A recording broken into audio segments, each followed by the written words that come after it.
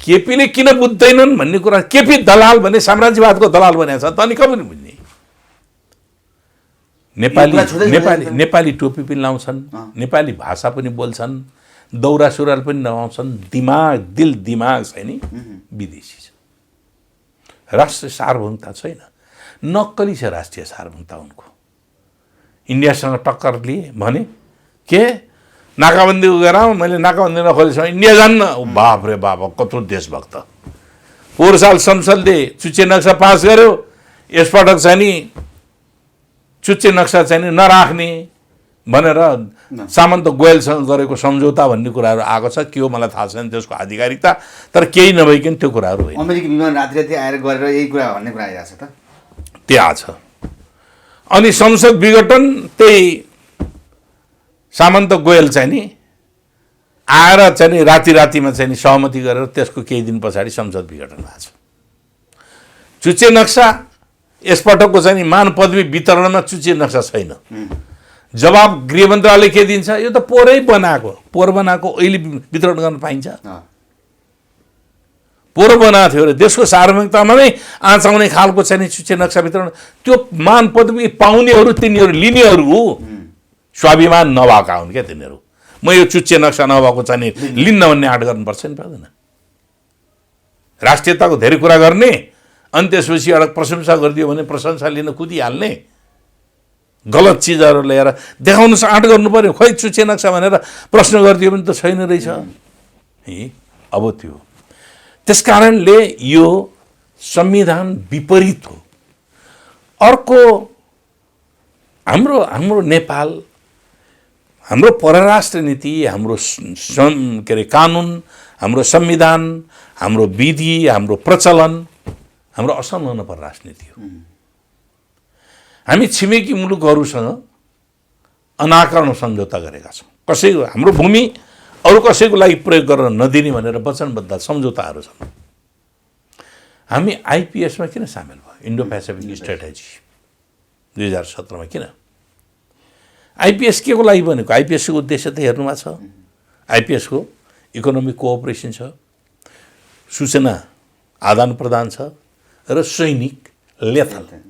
सैनिक गठबन्धन छ। सेनाहरूको बिचको जोइन्ट अपरेसनदेखि लिएर सैनिक एग्रिमेन्टहरू छ त्योभित्र। अनि हामी अन्तर्राष्ट्रिय गठबन्धनमा सामेल हुन्नौँ भनेर हाम्रो परराष्ट्र नीतिले भन्ने, हाम्रो संविधानले भन्ने, अनि हाम्रो देशको सरकारले गएर आइपिएस इन्डो पेसिफिक स्ट्र्याटेजीको पार्टनर बन्न मिल्छ? 2018 डिसेम्बरमा गएर पार्ट बन्ने सहमति जनाएछन् प्रदीप गेवालीले। यहाँ आएर सोधिएको छ, हाम्रो बैठक बसिरहेको थियो त्यति बेला, हो कि तपाईँले सम्झौता गरे होइन भने ढाँटे। मिडियाले लेख्यो हो भनेर लेखिदियो। उनले मिडियामा पत्रकार सम्मेलन गरे। पत्रकार सम्मेलन गर्दाखेरि मैले गरेकै छैन भन्नु भने जुन 1, 2019मा इन्डो पेसिफिक स्ट्र्याटेजी रिपोर्ट भनेर पेन्टागनले निकाल्यो। पेन्टागनमा नेपाल र श्रीलङ्का न्युली एडेड मेम्बर्स भनेर भनेको छ। अनि त्यो रिपोर्ट आइसकेपछि उनको बोली बन्द भयो।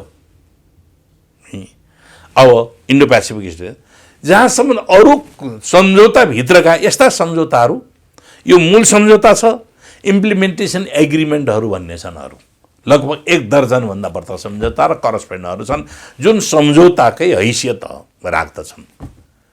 त्यसमा थुप्रै कुराहरू विमतिहरू छन्, थुप्रै विमति। कर प्रणाली, हामीले प्रोजेक्ट सञ्चालन गर्ने ठाउँमा हाम्रो देशको कानुन लाग्दैन, अमेरिकन कानुन लाग्छ। प्रोजेक्टमा काम गर्न आउने कामदारहरूलाई बाहिरबाट आयो भने उसले प्रोजेक्टले ल्यायो, मगायो, कुनै मान्छे ल्यायो एक्सपोर्टमा अथवा के को निम्ति ल्यायो, नेपाल सरकारले भिसा दिनु अनिवार्य छ। सोध्न पाइँदैन कुन देशको भनेर, कुन नागरिक हो भनेर पाइँदैन। त्यसलाई मात्र दिने होइन, त्यसको परिवार समेतलाई भिसा दिनुपर्छ। त्यो पनि उसमा उल्लेख छ। त्यसको समग्र परिवार जसको छ डिपेन्डेन्ट परिवारलाई पनि भिसा दिनुपर्ने व्यवस्था छ।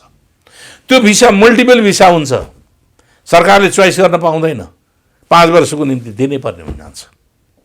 यस्ता प्रावधानहरू सम्झौतामा छन्। त्यो प्रोजेक्टमा काम गर्ने कर्मचारीहरूले कर तिर्नु पर्दैन। हामी ट्याक्सको थिलो परिरहेका छौँ। यी पेट्रोलियम पदार्थमा 27 के अरे लगभग झन्डै 200% चाहिँ हामीले कर तिर्दाखेरि हामीलाई कति पैसा तिर्नुपर्छ? नि अब सुन्नुहोस्, अब यी यस्ता प्रावधानहरू जुन छन् त्यो प्रावधानहरूको फेरि त नै छ। एमसिसी आइसकेपछि 5 वर्षको नीति भनेको छ, त्यही सम्झौताका धाराहरूले भन्छ 5 वर्ष मात्र होइन अनन्तकाल रहन सक्ने सम्झौताको धाराहरूले भन्छ। उसले एकातिर भन्छ 5 वर्षमा जति काम हुन्छ त्यति काम छोडेर हिँड्छ भन्छ, तर त्यहाँ त्यस्तो देखिँदैन। अब थुप्रै थुप्रै यस्ता प्रावधान छन् राष्ट्रिय हितका विपरीत छन्। तर प्रधानमन्त्री ओली भन्नुहुन्छ बरु मतलब ओली के भन्नुहुन्छ अब भए पनि देश चल्छ एमसिसी होइन, त्यो त ओली नभए यो देश चल्दैन हैन। ओली नभए देश नचल्ने। म त अहिलेको प्रधानमन्त्री नि त अब हो, प्रधानमन्त्री बन्नु भएको छ, देशले एउटा दुर्भाग्य बेहोरेको छ। हामीले सदाशयतापूर्वक हामीले नै प्रस्तावित गरेर प्रधानमन्त्री बनाएका हौँ, पार्टी एकता गरेको हौँ, उनले पार्टी एकता गर्न तयार भएको। तर अहिले उहाँ कुन रूपमा देखिनु भयो त भने सोभियत युनियनको विघटनका निम्ति, सोभियत युनियनमा कम्युनिस्ट पार्टीको सत्तालाई समाप्त गर्नका निम्ति गोर्बाचोभ भन्ने आएका थिए। गोर्बाचोभ अहिले लगभग उनी 92 वर्ष कति वर्ष भएका छन्। उनलाई उनी सत्ताबाट बाहिर गएको 5 वर्ष पछाडि एउटा पत्रिकाले चाहिँ सोधेको रहेछ, तपाईँलाई सोभियत युनियनमा रुसमा कम्युनिस्ट सत्ता चाहिँ विघटन भएकोमा चिन्ता छ कि छैन भनेर भन्दाखेरि म चिन्ता छैन, म एकदमै प्रसन्न छु, किनभने मेरो त्यो आगमन प्रायोजितै थियो, योजनाबद्ध थियो र रुसमा कम्युनिस्ट रिजाइम भन्ने शब्द प्रयोग, कम्युनिस्ट शासन व्यवस्थालाई खत्तम गर्नको निम्ति आएको हो। मेरो श्रीमतीले पनि त्यही भनेको छैन, श्रीमतीलाई पनि जोडेको छु, योजनाबद्ध आएको। तर मलाई दुःख के मात्रै हो भने रुस ठुलो थियो, अहिले टुक्रा टुक्रा भएको छ, त्यसमा चाहिँ मलाई दुःख छ, यति हो।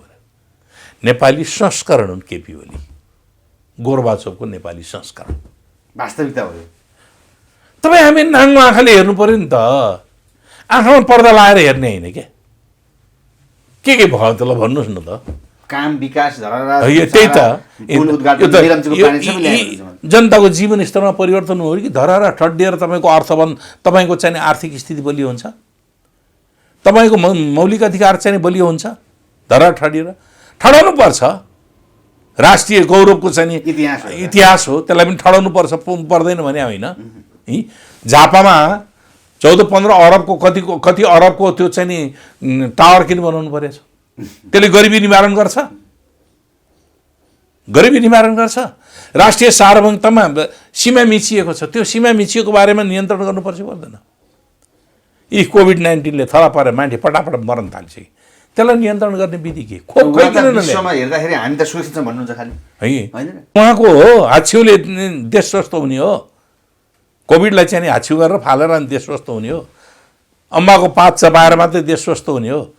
च्यालेन्ज गरे त डाक्टरहरूले, वैज्ञानिक प्रुफ काहीँ पनि छैन होला। विधिमा विभिन्न किसिमले आयुर्वेदिक क्षेत्रहरूमा विभिन्न जडीबुटीहरू प्रयोग गरेर त्यसको आजको युगमा त वैज्ञानिक परीक्षण हुनुपर्छ। मै पनि भन्छु, मैले पनि बेसार पानी खान्छु, मैले पनि चाहिँ के गुर्जो पानी खान्छु, त्यसले मलाई इम्युनिटी पावर बढाइदिन सक्छ होला। मलाई पनि थाहा छ कतिपय जडीबुटीका औषधिहरूले चाहिँ नि राम्रो गरेको छ, राम्रो हुन्छ भन्ने कुरा पनि थाहा छ। तर त्यसको आजको युगमा त त्यसले पुष्टि गर्नुपर्छ, वैज्ञानिक पुष्टि गर्नुपर्छ, तथ्यका हाम्रो साइन्टिफिक पुष्टि गरेर जानुपर्ने हुन्छ।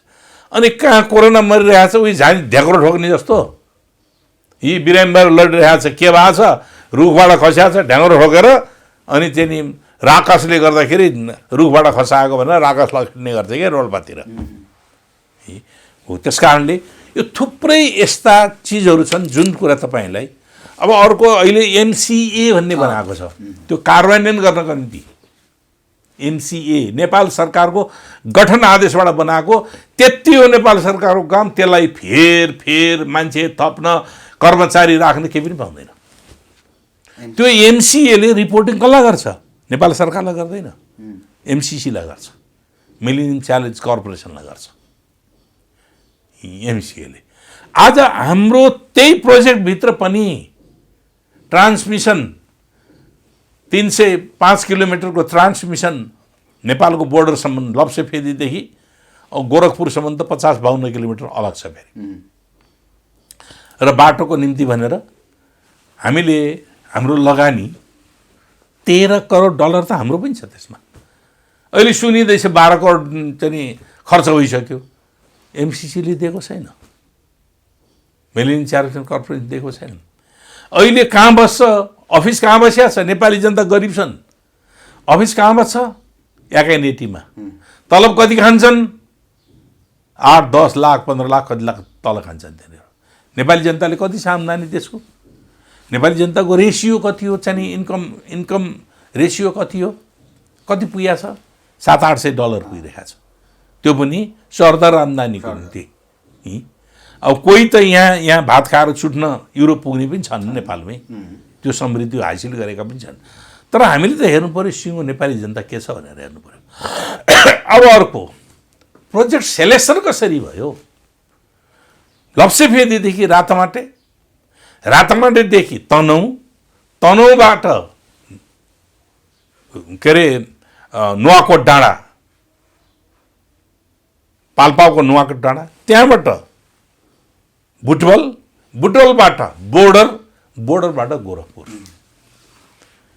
हाम्रो नेसनल ग्रिडलाई किन अपग्रेड नगरेको त? यहाँबाट त सजिलोसँग हेटौडा पुगेर नेसनल ग्रिडलाई पठाइदियो, त्यहाँबाट पठाइदियो भने भइहाल्थ्यो। किन अलग 400 किलो भोल्टको नेसनल ग्रिड? अहिले विद्युत प्राधिकरण आफैले नेसनल ग्रिड डेभलप गर्ने प्रोग्राम अन्तर्गत भइरहेको छ त काम त। हामीलाई हतार भएको छ अरे, ल इन्डियासँग सप्लाई गर्न हतार भएको छ भने मुजफ्फरपुर ढल्केबाट 400 केबीको त ग्रिड त बनिसक्यो त। इन्डियासँगै व्यापार गर्ने हो भने 400 केबीको त बनिसक्यो।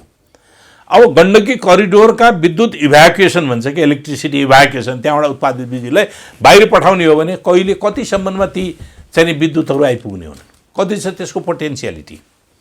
कति हजार मेगावाट छ? तिनीहरूको क्यारेक्टर के छ? रिजर्भायर हुन् कि आरओआर हुन् कि पी रिजर्भायर पी आरओआर हुन् कि के हुन्? त्यसको कुराहरूको चाहिँ नि आधार नभइकन अहिले लप्सेफेदी बिचबाट लप्सेफेदीबाट नुवाकोटबाट चाहिँ नि यसको पछाडिको आधार के हो? यसको लजिक के हो? हामीलाई इन्डियासँग व्यापार गर्न ढिलो भयो भन्ने हो भने अहिले नै बनिसकेको छ, त्यसबाट व्यापार गर्दै गरे भइहाल्छ। अहिले पनि गरिरहेका छौँ। हाम्रो स्पिल आउट भएको बिजुली जान्छ, हामीलाई चाहिएको बेलामा हामीले बिजुली किन्ने गरेकै छौँ, विभिन्न ठाउँबाट लिने गरेकै छौँ हैन। अब अर्को ट्रान्समिसन लाइनको खर्च, हाम्रो इस्ट वेस्ट हाइवेको ट्रान्समिसन लाइनको खर्च मुस्किलले 5-6 करोड रुपियाँ छ पर किलोमिटर। अब यसको कति पर्न जान्छ? लगभग 18-20 करोड पर्न जान्छ। त्यत्रो पैसा कहाँ हो? के को लागि हो?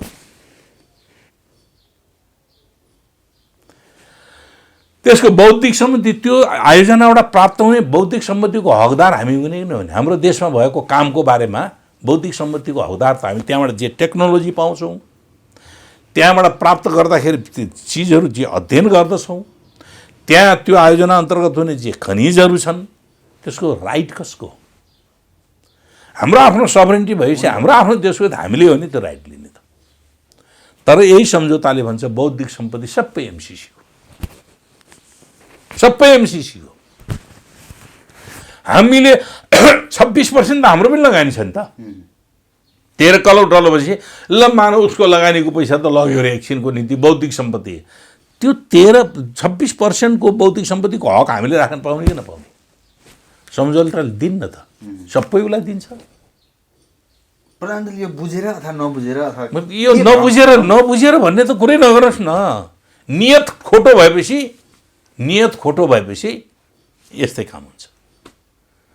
देशद्रोही गजराज मिश्रहरूले सुगोलीको सन्धि गर्न गए, ब्रिटिस कम्पनीले उनीहरूका परिवारका नाममा त्यहाँ कामतहरू जग्गाहरू दियो, थुप्रो जग्गा। अहिले उनका सम्पूर्ण परिवारहरू इन्डियामा बस्छ। सुगोली सन्धिले हाम्रो देश सार्वभौमिकता गुम्यो, टुक्रियो, तर उनका परिवारले त सम्पत्ति पाए त। देशघात गरेपछि त पाइने रहेछ नि त। देशघात गरेपछि त्यही बरु जङ्गबहादुरले बेलायतमा सम्पत्ति लग्यो होला, घर लग्यो होला, तर जङ्गबहादुरले इन्डियामा भएको विद्रोह अङ्ग्रेजको विरुद्धको इन्डियन सिपाहीहरू विद्रोह, लखनऊको विद्रोहमा चाहिँ नि अङ्ग्रेजलाई सहयोग गरे बापत बाँके बर्दिया कैलाली कञ्चनपुर फिर्ता आएको थियो।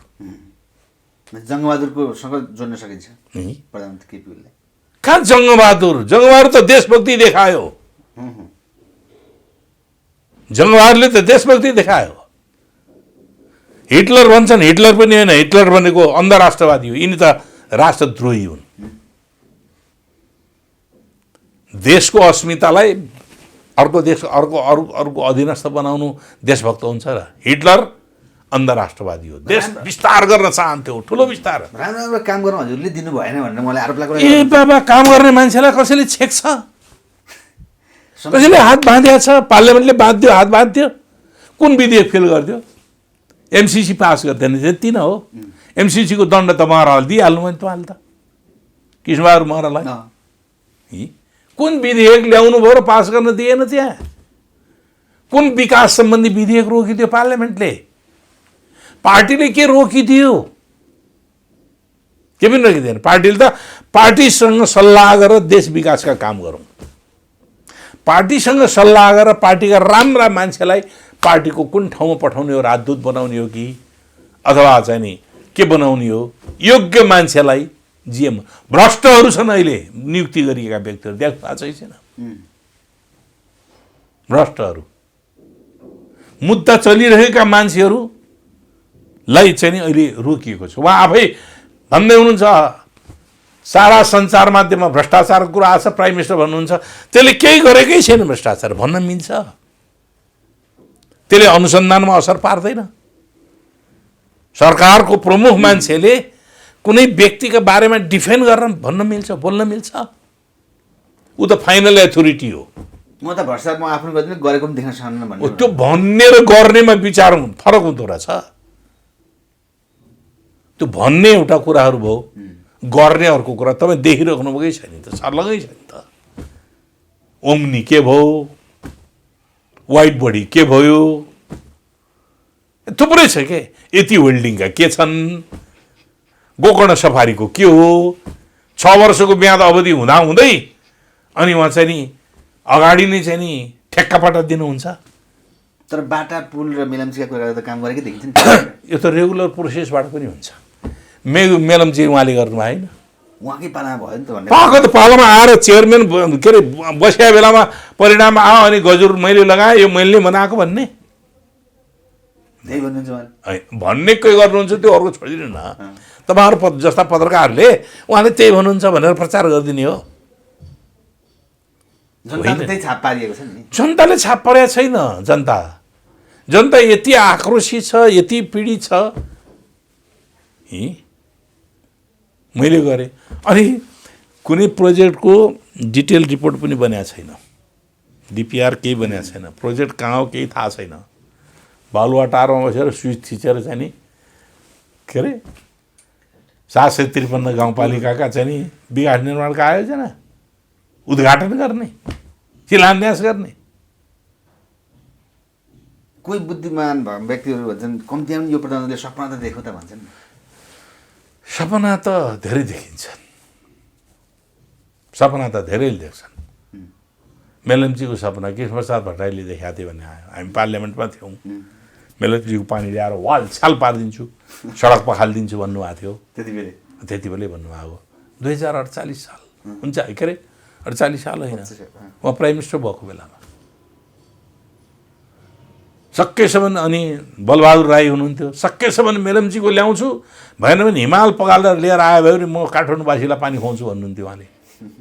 सपना त सबैका हुन्छ नि होइन, सपना देख्ने भन्ने कुरो मात्रै होइन, त्यो भिजिबिलिटी एप्लिकेबल छ कि छैन। खै त जहाज कहाँ गयो? नारायणी नदीमा एउटा स्टिमर बनेको छ, त्यही हो जहाज। अनि उहाँले गरेका सम्झौताहरू, चीनसँग गरेका सम्झौता कार्यान्वयन किन नगरेन? उहाँले बिआरआईमा सही गर्नुभएको छ, चीनसँग ट्रेड एन्ड ट्रान्जिट विभिन्न खालका विकास निर्माणका लगानी सम्बन्धी सम्झौता, त्यो चाहिँ कार्यान्वयन गर्नु नपर्ने। त्यो अमेरिकाको हाम्रो हितको विरुद्ध, मैले अघि भने नि फेरिस्त, त्यो त असङ्ख्य फेरिस्तहरू छन्, अनि त्यो चाहिँ कार्यान्वयन गर्नुपर्ने। अहिले किन गर्नुपर्ने हो? हाम्रो भूमि स्ट्रेटेजिकली महत्त्वपूर्ण छ। सामरिक दृष्टिकोणले नेपाल एकदम एसियाको सेन्टरमा छ। रणनीतिक योजना बनाउनलाई यस। वास्तविक त्यो पनि के हो भने हामीले हाम्रो भूमिलाई अरूको कसैको विरुद्धमा प्रयोग गर्न दिने कि त्यो दिँदाखेरि हाम्रो भूमिको सार्वभौमिकता रहन्छ। हो, त्यो हाम्रो सार्वभौमिकता रहन्न। अब एमसिसीसँगै विभिन्न प्रकारका एग्रिमेन्टहरू त्यसको पछाडि पछाडि आइरहेका छन्। स्टेट पार्टनरसिप एग्रिमेन्ट माग्नुहोस् न, तपाईँ पत्रकार हो, स्टेट पार्टनरसिप एग्रिमेन्ट गरेको खै हामीले माग्यो, हामीलाई पाएन। हाम्रो कार्यदलले भन्यो, कार्यदलले माग्यो, कार्यालयले दिएन। के भन्यो, कहिले परराष्ट्र मन्त्रालयले रक्षा भन्ने, रक्षालाई थाहा छैन भनिदिने। स्टेट पार्टनरसिपहरू त्यो कहाँ छ त भन्दाखेरि त्यही उसमा छ, के अरे पेन्टागनको रिपोर्टमा छ स्टेट पार्टनरसिप एग्रिमेन्टको बारेमा भएको। अमेरिकन सेनाका प्रतिनिधिहरू नेपाली सेनाका बिचमा चाहिँ पटक पटक भएका संवादका घटनाक्रमहरूको त्यहाँ उल्लेख गरिएको छ। खोइ त सोफा एग्रिमेन्टहरू हुने गरेका छन् विभिन्न मुलुकहरूमा। यसको पछाडि सोफा एग्रिमेन्ट हुन्छ। सोफा एग्रिमेन्टमा मिलिट्री, अमेरिकन मिलिट्रीहरू त्यहाँको लोकल मिलिट्रीको बिचको एउटा एलायन्स भएको हुन्छ। त्यसो भएपछि अन्तिममा अब प्रधानमन्त्री ओलीले राजीनामा दिनु राम्रो हो त अबको सिचुएसन? ए राम्रो नराम्रो अहिले दोहोऱ्याउनु पर्दैन। केपी ओली नैतिक, भौतिक, होइन, यी कानुनी कुनै पनि कुराले एक दिन एकछिन पनि यो देशको शासन सत्ताको निम्ति उपयुक्त छैन। तर उहाँ त छोड्नै जानु नचाहने भन्ने कुरा संसारका तानाशाहहरू यही भन्छन्। हिटलरले ग्यास च्याम्बरमा मान्छे मारे हो किन? 3 लाख कम्युनिस्टहरूलाई मान्छे, सुकार्नोले मान्छे मारे हो किन? सुहार्तोले मान्छे मारे हो किन? सत्तामा सुकार्नु कहाँ गयो? सुहार्तो कहाँ गयो? होइन, हिटलर कहाँ गयो? मर्ने बेलामा त हिटलर कस्तो स्थितिमा थियो? सोभियत सेनाहरूले पेल्दै पेल्दै लग्यो। ऊ बङ्कर मुनि बसेको थियो। उसको सञ्चार सचिव गोएबल्स, सूचना सचिव गोएबल्स शैली भन्छ नि, झुटलाई 1000 पटक दोहोऱ्यायो भने सत्य हुन्छ भन्ने, सँगै थियो। उसको प्रेमिका पनि थियो, हिटलरको 12 वर्षसम्म प्रेम गरेको प्रेमिका। त्यहीँ बिहे गर्यो, बङ्करमा बिहे गर्यो। प्रेमिकालाई उसले उपहार दिएको पोटासियम साइनाइड दिएको थियो। त्यही पोटासियम साइनाइड खाए, मरिसकेपछि सोभियत सेनाले त्यो बङ्कर, हिटलर मरिसकेपछि फेला पारेको थियो। संसारका हर कोही तानाशाहको, जसले त्यस्तो तानाशाह बन्ने सपना देख्छ नि, त्यो राम्रो हो। जनताको मन जितेको छ भने त त्यो त हरेक मान्छे जनताको मन जितेको बेलामा चाहिँ नि, हरेक मान्छेको मन जितेका चाहिँ शासकहरू त जनताका अगाडि इतिहासका निम्ति अमर बनेर बसेका छन्। आज मैले केपी ओलीलाई घृणा गरेँ होइन। केपी ओलीको मेरो व्यक्तिगत रूपमा भन्नुहुन्छ भने मेरो त 41 वर्ष अगाडिको साथी, सँगै जेल बस्यौँ। उहाँहरू जेलमा हुनुहुन्थ्यो, राधाकृष्ण मैनाली र केपी ओली सेन्ट्रल जेलमा। म विद्यार्थी अध्यक्ष जेल परेँ, उहाँहरू सँगै गएर भान्सामा हामी कतिसम्म नहुने बेलामा एउटाको कट्टो अर्कोले, अर्का कट्टो अर्कोले धुनेपीसम्म पनि गरेको। हामी 22 महिना चाहिँ नखुजेलमा बस्यौँ, सँगै एउटै भान्सामा बस्यौँ। मित्रताका हिसाबले त हो। मसँग भेटघाट गर्न जाँदाखेरि घन्टौँसम्म उहाँ कुरा गर्न तयार हुनुहुन्थ्यो। भयो घटना पनि, तर बेठिक विधि र विचार बोकिसकेपछि मैले समर्थन गर्न सक्दिनँ। कुनै हालतमा मतलब कुनै पनि हालतमा त्यो समर्थन गर्न सक्ने स्थिति हुँदै हुँदैन। त्यस कारणले मैले एमसिसीका सम्बन्धमा भन्नुहुन्छ भने मलाई लाग्छ सिङ्गो देशले राष्ट्रिय सार्वभौमिकता जोगाउनका निम्ति एमसिसीको विरुद्धमा अभियान चाल्नेछ। एमसिसी एग्रिमेन्टको विरुद्धमा, एमसिसी होइन कि एमसिसीको एग्रिमेन्ट, नेपाल र एमसिसी बिच भएको एग्रिमेन्टको विरुद्धमा यसलाई चाहिँ नि असफल गराउन प्रयत्न गर्नेछ। त्यति धनराशि, त्यो प्रविधि हामीले हाम्रै मुलुकभित्र पनि प्राप्त गर्न सक्दछौँ भने करप्सन कन्ट्रोल गर्ने बित्तिकै धेरै कुराहरू आउन सक्दछ, धेरै व्यवस्थापन हुन सक्दछ। कथन कदाचित पार्लियामेन्टले पास गर्यो भने पास गर्नेहरू देशद्रोही ठहरिनेछन्, जोसुकै होस्। अब म यो संशोधन गरेर पास गर्नुपर्छ भन्ने एउटा भनाइ पनि आएको छ। म यो संशोधन गरेर पास गर्नुपर्छ भन्ने पक्षमा पनि छैन। जब यसको उत्पत्ति नै विषालु छ भने अनि के संशोधन गर्नुहुन्छ? यो अन्तर्राष्ट्रिय कानुन अन्तर्गतको सम्झौता बनाएको छ, हामीले संशोधन गरेर संशोधन हुँदैन। दुईटा देशका सम्झौताकारी पक्षहरू फेरि संशोधन गरेर यो सम्झौतालाई खारेज गर्ने वा यो सम्झौताका यी धाराहरू हटाइयो भन्ने हुनुपर्छ। त्यो धारा हटाएर पनि यो परिमार्जित हुँदैन, यो हाम्रो राष्ट्रिय हित अनुकूल हुँदैन। किनभने अमेरिकन ग्लोबल स्ट्रेटेजी हो यो। भूमण्डलीय रणनीतिमा आफूलाई सफल बनाउन, आफ्नो सुरक्षालाई मध्यनजर गरेर बनेको यो चाहिँ हो। त्यस कारणले इन्डो पेसिफिक रिपोर्टले के भन्छ? यो एमसिसी भनेको इन्डो पेसिफिकले नै गाइड गर्ने त्यस मातहतकै हो र अमेरिकी अधिकारीहरूले पटक पटक बोलेका छन्। अमेरिकाको सुरक्षा रणनीतिलाई आधारित बनेको इन्डो पेसिफिक, त्यसैको मातहतबाट एमसिसी सञ्चालन हुन्छ भनेर उनीहरूले बोलेका छन्। अनि हाम्रो सुरक्षाको हितको कुरो गर्ने कि 8000 माइल टाढा भएको अमेरिकाको सुरक्षाको निम्ति हामीले चिन्ता गरिदिने हो। ओके, हस्, धन्यवाद। ल, धन्यवाद।